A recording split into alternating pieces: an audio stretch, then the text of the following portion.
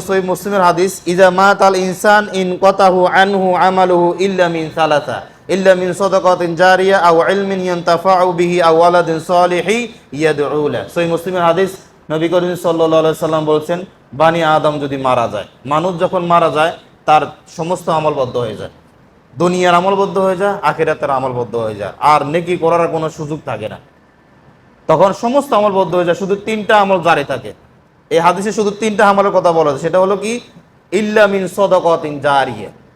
সদকা জারিয়া বলা হয় যে সদকাগুলো পবমান, যেমন এমনি এই পাঙ্গাটা আপনি লাগাই দিছে, কেউ যদি মসজিদে পাঙ্গাটা লাগাইতে, কেউ যদি এই মাইকের ব্যবস্থা করে দেয়, তাহলে এই পাঙ্গাটা যতদিন ঘুরবে, যতদিন মাইকটা চলবে, ততদিন মাইয়েতের কবরে যেতে থাকবে।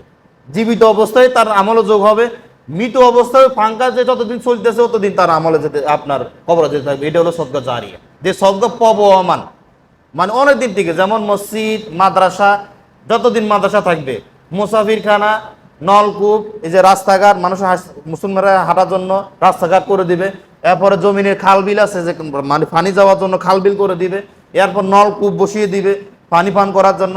কারো বাড়িতে টয়লেট নেই, টয়লেটের ব্যবস্থা করে দিবে।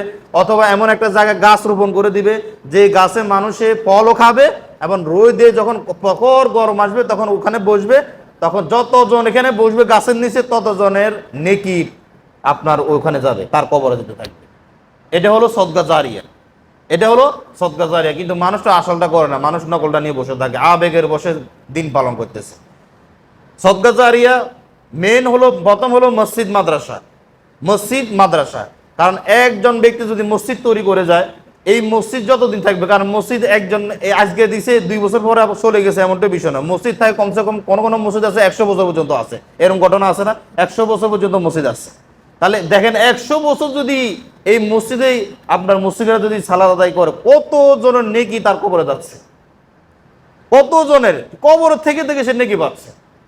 কিন্তু আমরা আমাদের মা বাবার জন্য কি করতেছি? নবী করিম সাল্লাল্লাহু আলাইহি সাল্লাম যেটা করেন নাই, 40 7 দিন, আপনার এরপরে 3 দিন, এগুলোর খানার আয়োজন করতেছি। নবী করিম সাল্লাল্লাহু আলাইহি সাল্লাম কখনো করছেন? তার মেয়ে জীবদ্দশা 3টা মেয়ে মারা গেছে, জয়নাব, কুলসুম, রোকাইয়া। জয়নাব, কুলসুম, রোকাইয়া। ফাতেমা রাদিয়াল্লাহু 6 মাস পরে মারা গেছেন, কিন্তু 3টা মেয়ে তার জীবদ্দশা মারা গেছে। এই 3টা মেয়ের নবী করিম সাল্লাল্লাহু আলাইহি সাল্লাম কখনো 3 দিন 60 দিনের আয়োজন করেন নাই।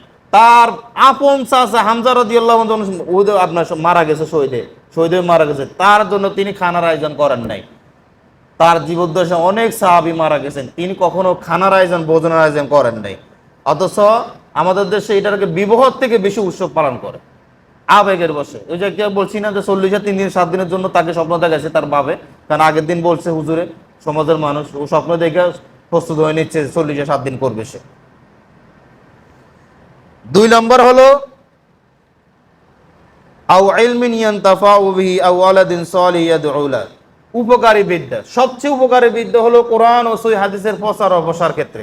সবচেয়ে উপকারী বিদ্যা হলো কোরআন বিতরণ করা। সবচেয়ে উপকারী বিদ্যা হলো ইসলামের বই বিতরণগুলো আপনার নিয়ে বিতরণ করা। সবচেয়ে বিতরণ হলো দাওয়াতি কাজ করা।